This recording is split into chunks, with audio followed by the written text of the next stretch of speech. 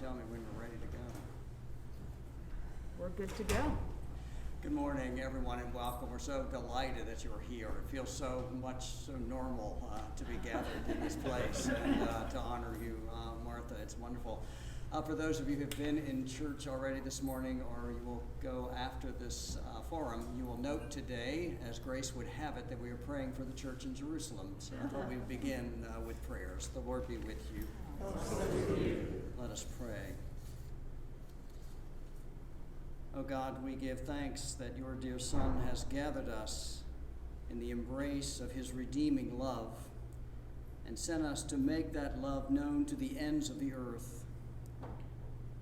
We pray your continued blessing on the steadfast witness of the church in Jerusalem and throughout the Middle East. Give your deep joy to those who welcome pilgrims seeking to know this land and its many peoples. Give your grace to those who proclaim the gospel. Guide all who teach new generations of young people. Draw near to those who are sick and suffering, and bless those who tend to them. Sustain the hope in all who long and labor for a just and lasting peace in the land of the Holy One. And may the daughters and sons of Jerusalem be many and faithful. We pray in the name of our merciful Savior, friend, and brother, our Lord Jesus Christ. Amen.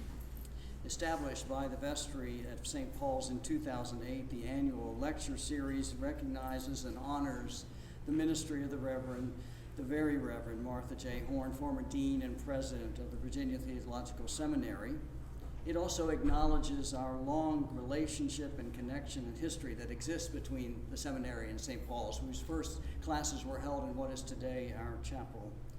Martha's devotion to the training and formation of lay and ordained leaders is also something dear to our hearts and part of our identity and mission as a people here in this parish. Martha, it is always good to see you. Please give Dawn our best. Thank you Welcome. very much. Barbara Boehm, Dr. Barbara Drake Boehm, is Curator Emerita of the Metropolitan Museum in New York City, retired most recently, just last year. She is a Wellesley graduate and got her PhD from the Institute of Fine Arts. Of particular interest today for us this morning is she's the co-curator of exhibition in 2016, Jerusalem 1000 to 1400, Every People Under Heaven, and as impressive as the co-editor of this massive text about that exhibition. I have it here for you to view after the forum this morning. Dr. Boehm has this to say about our time together. To honor the pioneering role that Martha Horne occupies in our church, my idea would be to speak about the role that a few select women have played in Jerusalem in the medieval and modern world, leading by example of their faiths. In their lives, the phrase "daughter of Jerusalem" has played out in a manner quite distinct from the negative context of biblical passages. Dr. Boehm, who is also leading our St. Paul's Holy Land pilgrimage in June of this year, also adds, when we get to Jerusalem in June, we will see the enduring positive impact of the work of these women in the Holy City. The title of her lecture this morning, Daughters of Jerusalem, Medieval and Modern. Please join me in welcoming Dr.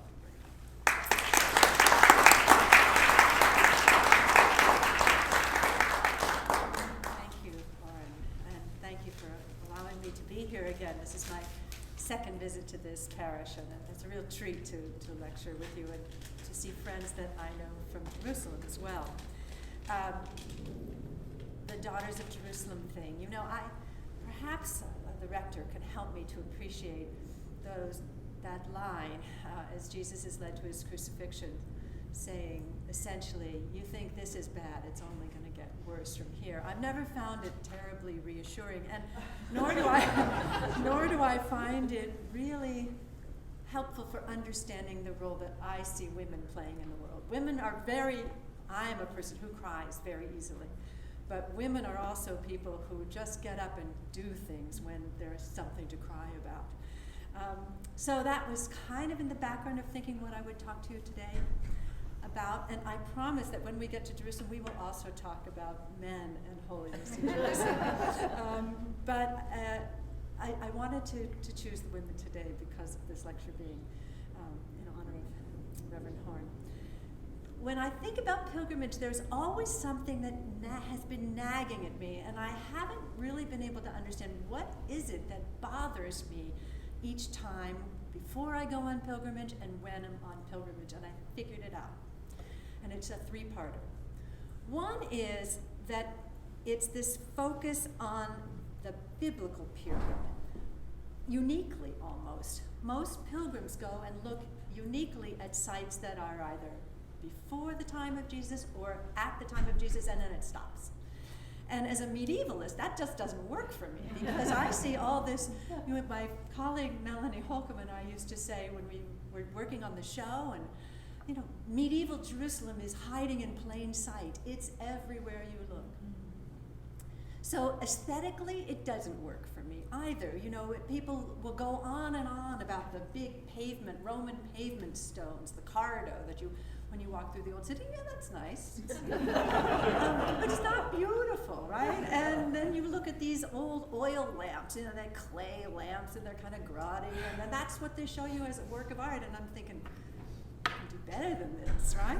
And the third thing is that there's this sense often with pilgrimages that the holy is frozen in time, that was it. That was the moment, and then it's all kind of frozen there.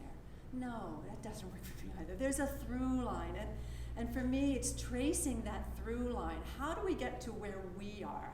How do we get to this room from that place, right? What is the heritage that Jerusalem brings for us and brings alive for us? And so that's what I like to try to make you all feel when you're in Jerusalem, because it's what I feel after going there. And I didn't expect it the first time I went to Jerusalem. It sort of happens to you.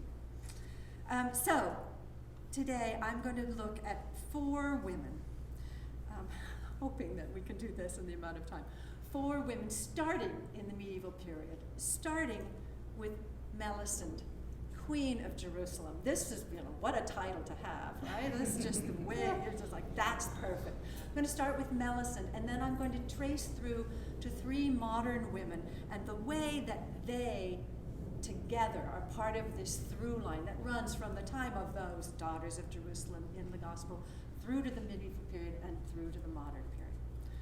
Melisande became Queen of Jerusalem by marrying King Fulk. Melisande was herself the daughter of an Armenian princess and a Greek father, so she had Armenian heritage and Greek Catholic heritage, so she kind of covers a number of the bases in terms of the Christians of Jerusalem. And she was a very influential queen during the Crusader era.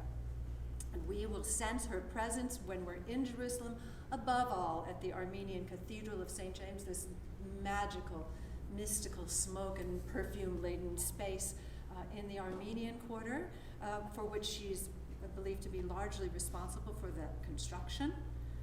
And we will sense her presence in the old city, in this triple souk, right? So everyone goes through the souk looking at all the tourist offerings, and there's some really good stuff there. You just have to look up. You look up and you see these amazing vaulted ceilings from the medieval period, and you realize that that is the presence of the Crusader kings and queens of Jerusalem, and above all, in this particular place, of Melisande herself. So what is that about, right? Why is she kind of building the mall in the old city? Well, it does make sense, right? Because she's supporting the population, she's supporting the industry. It's not so different, maybe, from something like churches that have very successful thrift shops, right? Because the money that comes out, right? There's money that comes out of these shops, and it supports the mission of the Holy Sepulchre. And this is adjacent to the Holy Sepulchre, and it's beautiful. We can read actually several things that she said when she made donations. And what did she say about them? I, Melisande, by the providence of God, Queen of Jerusalem, fortified by the comfort of incorruptible charity. How about that? Comfort of incorruptible charity. Give and grant to the Hospital Church of St. John the Baptist, the village of Beroeth, so that the maintenance of the poor can be increased with diligence and a strenuous feeling of devotion. Okay, let's sort of unwrap what that says. She's giving money, income from this village, so it will support the Church of St. John the Baptist in Jerusalem.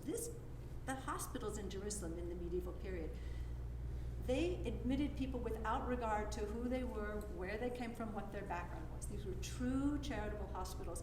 There were even provisions for pork-free menus at the hospital, right? So that they knew they were having patients coming in who weren't Christians, who were either Muslims or Jews, and everyone was coming into these churches. That income from this town is going to support the church. So what am I showing you next? St. Sabas in the desert, this amazing Greek monastery. What does she give to them? She gives them 3 abandoned settlements and their serfs. Okay, income from that, right? This was her domain. She had control of this, much like, I don't know, like the Prince of Wales has the whole Duchy of Cornwall, right? That same kind of idea in the medieval period. And why? Because it's going to support the gift of bread to people who are needy once a week. This is a detail of an amazing work of art that was made for Melisande, likely given to her by her husband, King Fulk. And I'm going to show you 3 details.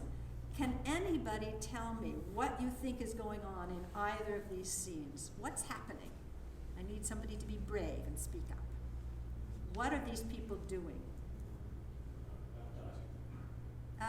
I see why you say baptizing, because you see water being poured, right? Is that why you're saying that? And you might see a little child in there too. Yeah, and there's a smaller person. That's right, but it's not a baptism. But water is important here. Do you see that the other person is sort of pointing to his mouth? This is a kind of cartoon way. It's of saying, I'm thirsty, right? So this person is being given something to drink. What about the opposite side? You were left. What's happening there? Something to eat. Something to eat, right? And it does look a little bit like an altar, so it does look a little bit like receiving the Eucharist, but it's just being given bread. And if you were able to read those tiny little letters, that would tell you in Latin what's going on. And you might be able to see the word bibere on the right, so something to drink. And the person on the left is needing something to eat, so something to eat, something to drink. What about here? Okay, I hear somebody saying clothing. Looks a little bit like an Adam and Eve scene, but it's not, right? So somebody's putting on some clothes or taking them off. Let's assume they're putting them on. And somebody said Shelter. shelter. How did you realize that? Well, there's a little something to the right. It looks structural. That's great. That's exactly right. So somebody's providing shelter and providing clothing. And then, what about this? Sickness or rather health. Somebody who might be sick, Prison. and somebody in prison. Exactly. See, they're in there's like the stocks and pillories, right? Do you see it? So somebody's visiting the sick, and somebody's with somebody who's in chains, right? So what is that, by the way?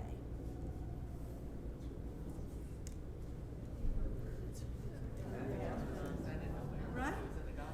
So this is all carved. Can you see what material this is made of? Ivory, right? So this is one side of the book cover that the king, Fulk, gave to Melisande.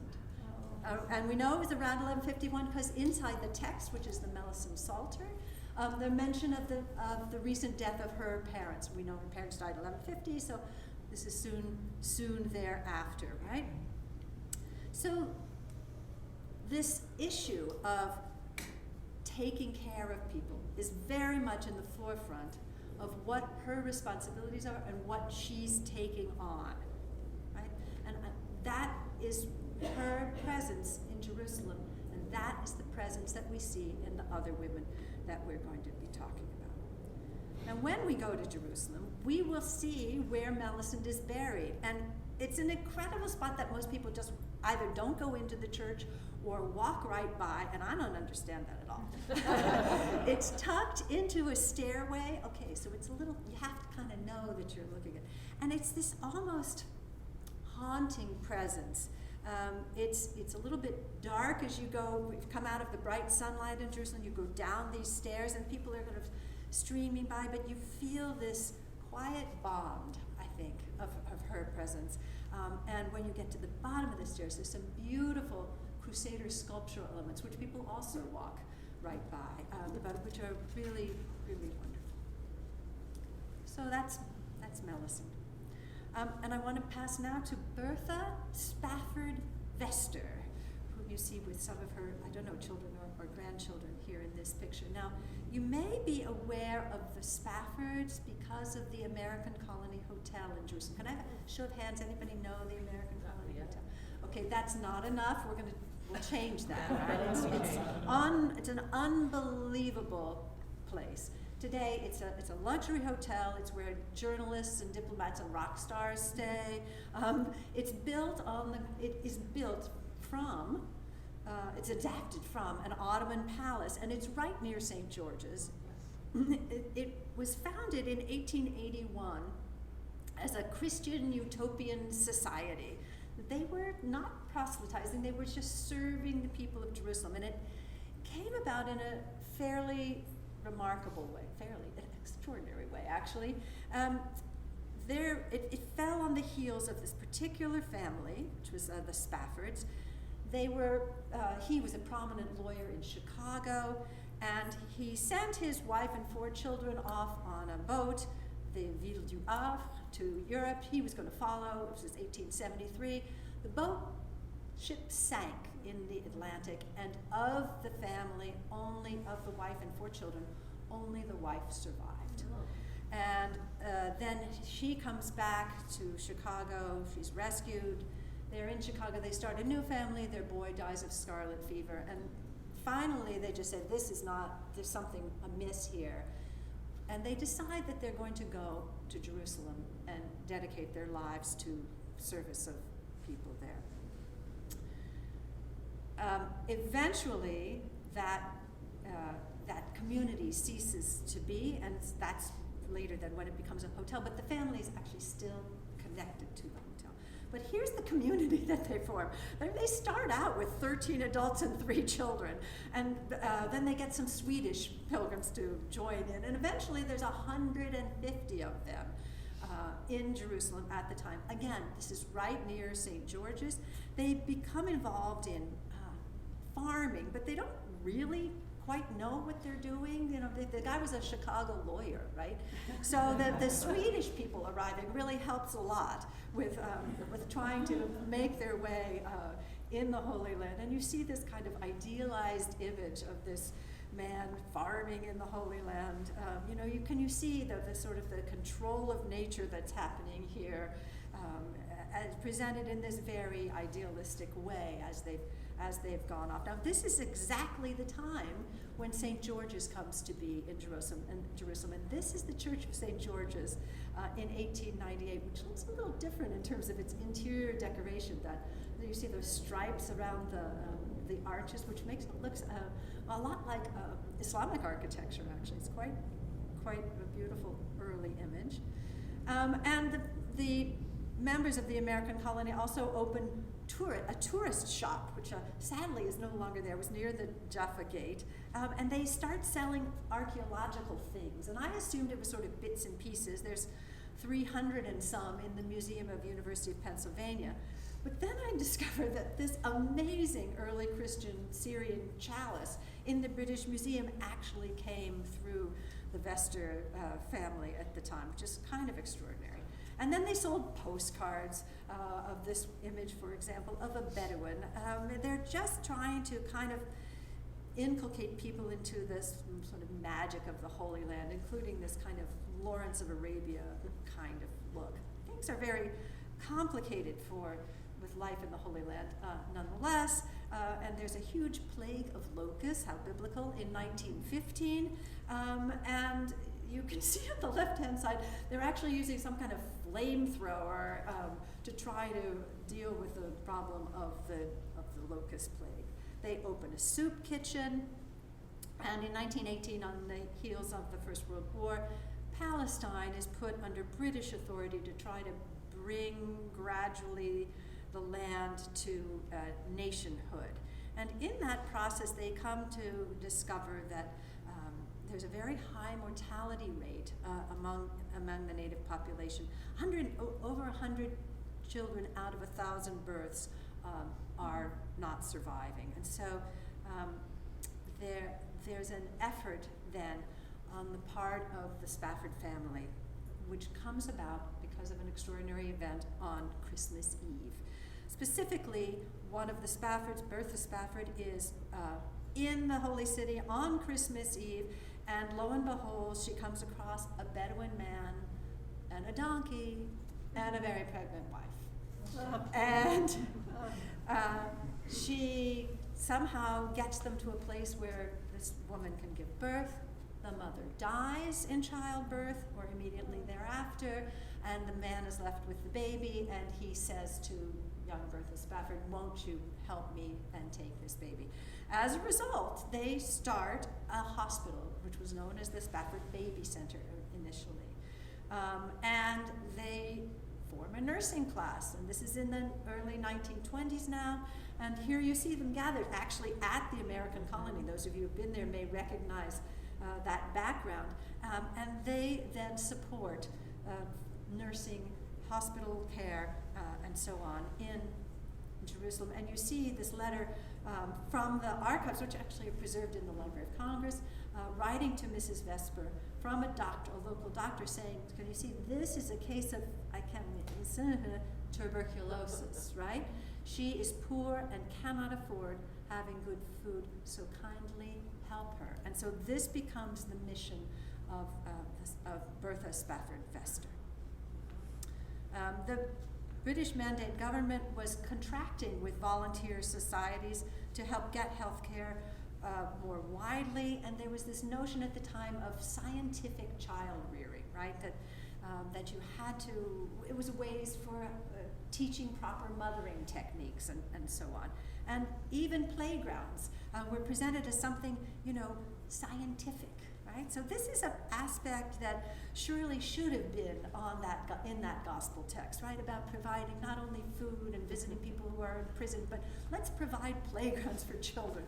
That's how they saw it at the time. In the 1930s, there were 3,500 infants registered through the Spafford Baby Center. By 1935, there were 57,000 children using the playground. Let's just think of that number again, 57,000. Okay, we can assume repeat visits, but even so, right? It's pretty extraordinary. And it's clear from the annual reports that they're aware of contemporary political issues and trying to help the society in Jerusalem. Here you see Mr. and Mrs. Vester, whom you may not recognize, but I suspect you'll recognize Winston Churchill there, even without color, showing us his reddish hair.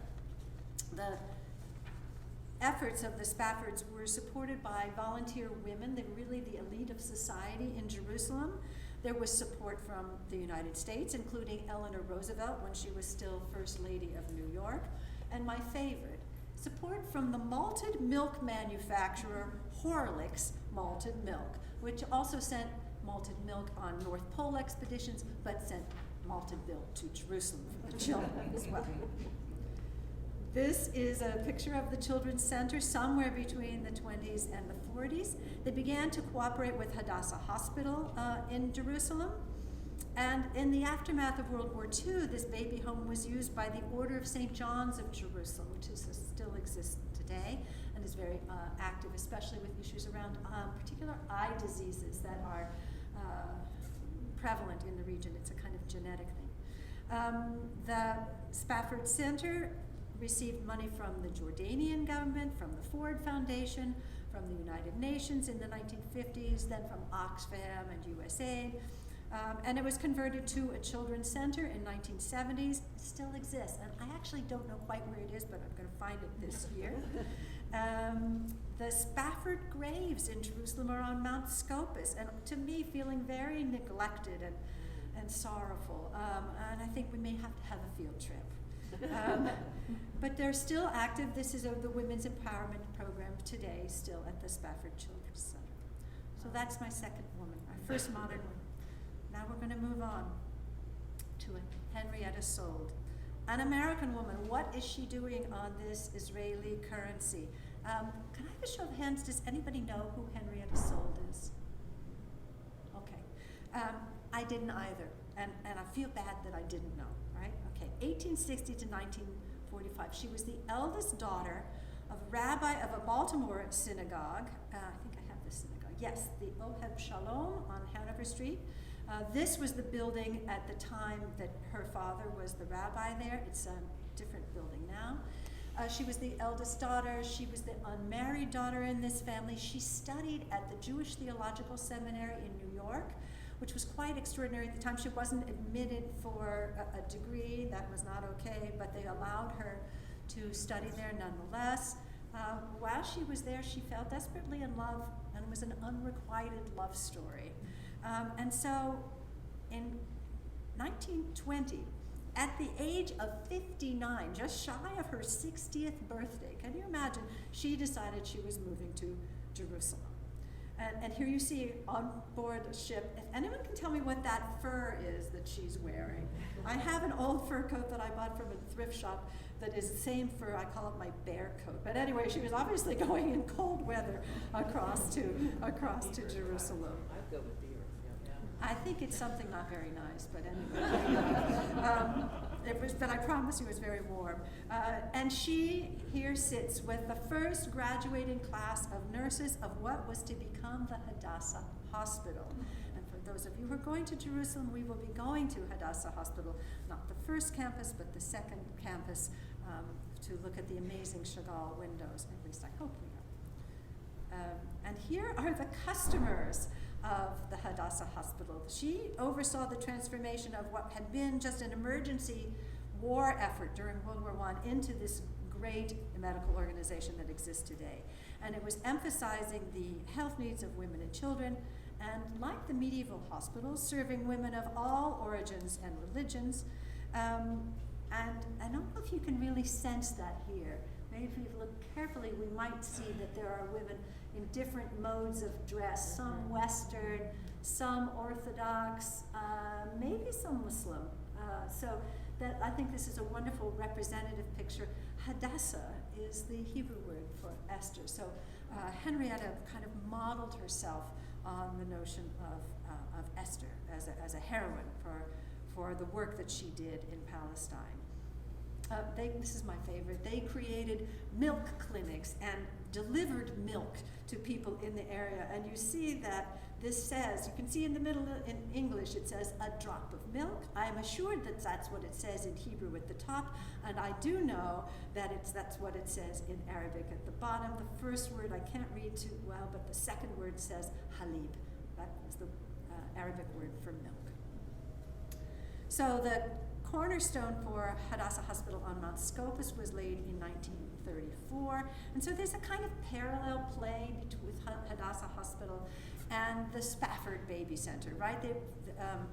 Spafford has 2 child welfare centers in the 20s. There's some competition between Hadassah and the Spafford Center for which parts of town they're going to control, and all very, and for who's going to hire the nurses and which nurses they are, all very healthy to have this kind of eagerness for hospitals and child care centers in Jerusalem. As if this wasn't enough, soon in the 1930s, Henrietta is asked to assume leadership of the youth Aliyah. So she goes to the World Zionist Congress in Prague in 1933, and she's now 73 years old, and they decide to ask her to support the effort to get Jewish children out of Germany and into Palestine. And gradually she manages to get 11,000 children sent to Palestine. This is no small trick. It starts with 43 from Berlin in February of 1934. And then when they get there, she has to arrange for their education and their care within these Jewish agricultural settlements in Palestine, so within the kibbutzim. That's her idea, but the easiest way to get them in and get them settled, right? But it's a huge challenge because they have to get permission from the British government to allow them to go. Well, since many of them are students, that eases it somewhat, but nonetheless, it's an extraordinary effort. And she is raising money from Britain, the Netherlands, Denmark, Sweden, Norway, Italy, Bulgaria, South Africa, Canada, and from Hadassah in the United States. And it's this patchwork operation that turns into something absolutely huge, right? Most came directly from Germany, but then some came from Romania and Sweden via Turkey, then more from Romania. Some had got out of Germany in time to go to France or Britain, so then they had to get them from France and Britain to Palestine. It's an unimaginable effort. So we have this picture of this kind of propaganda picture, right, from June 1934. Everyone's now very happy and loving having left, Berlin to go to the countryside in Palestine. It was more difficult than the picture would have you believe, right? They're saved, but the culture gap is huge, right? A lot of these children were from upper middle class Berlin families, right? And one of the children expresses their shock. All we saw was sand, and more sand. We come from big cities in Germany. They made us cocoa, but by the time we got there, a few fleas had already committed suicide in it. Kibbutz member Leah showed us our room, but we were not alone in the rooms. We had boarders, fleas.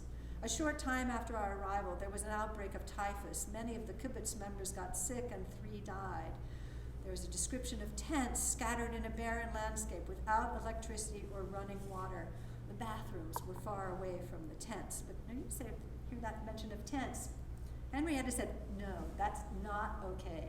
We're not going to put these kids up in tents.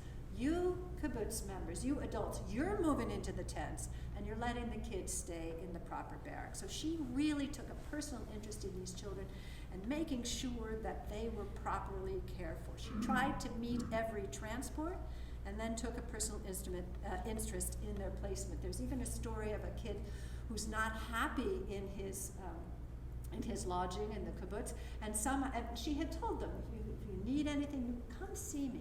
Come see me. So somehow this child gets to Jerusalem and to her house and rings the bell in the middle of the night, like, this isn't working for me. and she takes care of him and corrects people where he'd come from and makes things work, right? It's an extraordinary effort.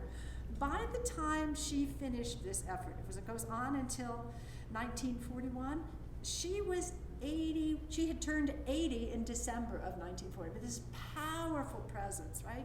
So here she is. She's providing that shelter, that food, that clothing, the water, the food, just as the gospel and as Millicent Ivory instructed.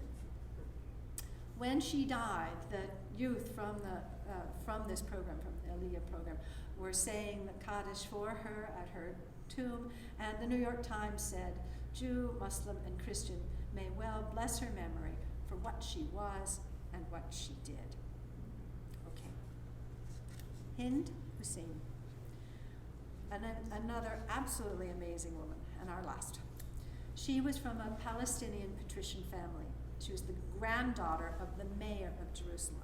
And she was a teacher, and she was active in the women's movement in Jerusalem in the early 1900s, in the Arab Women's Union. And she had this life-changing event in 1948. And I'm sorry to say that we're now going to the dark side of the story of the establishment of the State of Jerusalem, and specifically to Dar Yassin, which you may or may not ever have heard of. Actually, can you raise your hand if you've ever heard of Dar Yassin? Okay, so not too many of you. This was during, this is during the effort for the creation of the State of Israel. Dar Yassin was a village that had existed actually in medieval times.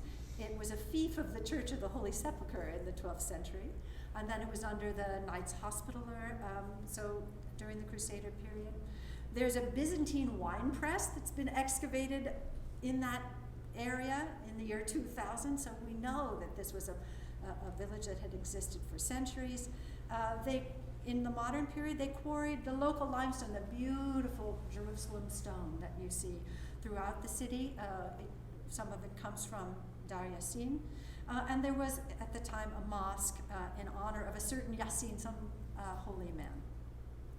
It was also, however, on this road, in a very strategic place, on the road between Tel Aviv and Jerusalem.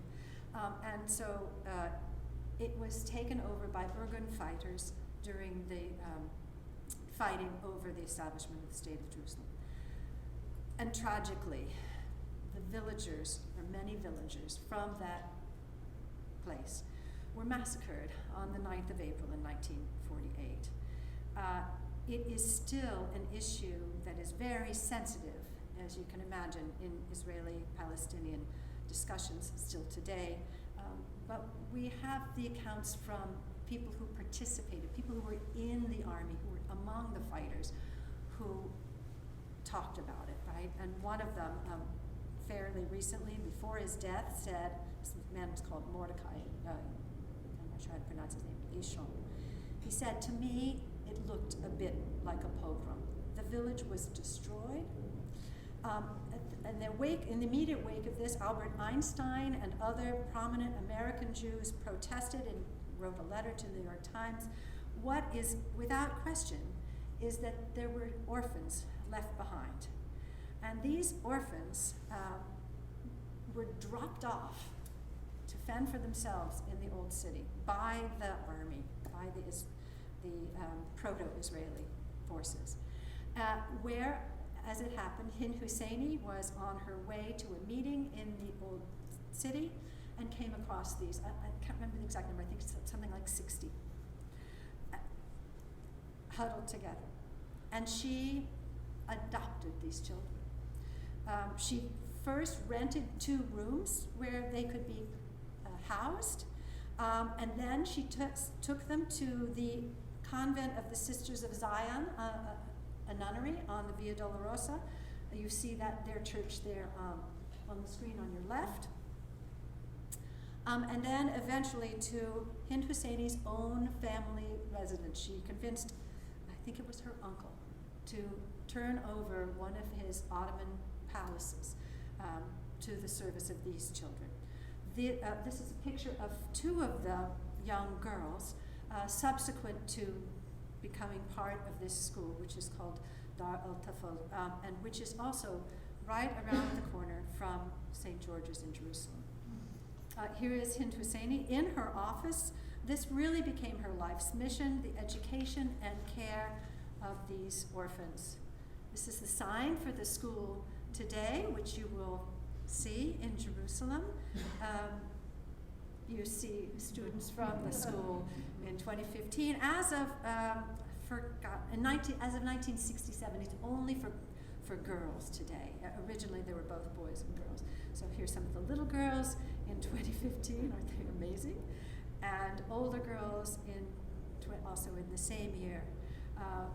It's an extraordinary school, and when you go, say, to have dinner, not dinner time, at lunch time at the American Colony Hotel, because it's right next to it, you can sometimes hear the girls playing in their playground.